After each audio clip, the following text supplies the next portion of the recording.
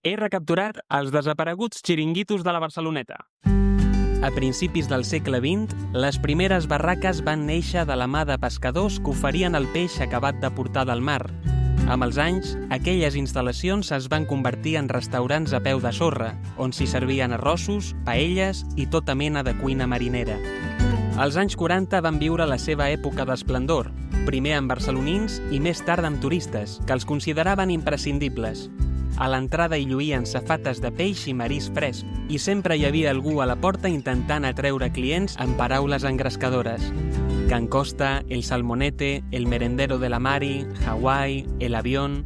Tots van desaparèixer el 1991, quan la Llei de Costes va obligar a enderrocar-los i les excavadores del Ministeri d'Obres Públiques va posar punt i final a una de les icones més emblemàtiques de la Barcelona preolímpica.